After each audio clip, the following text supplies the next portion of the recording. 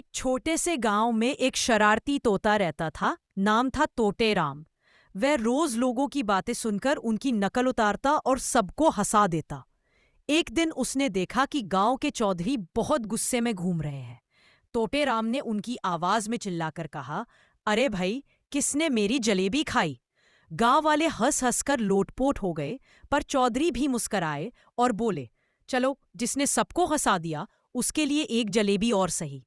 उस दिन से तोतेराम गांव का हैप्पीनेस मंत्री बन गया।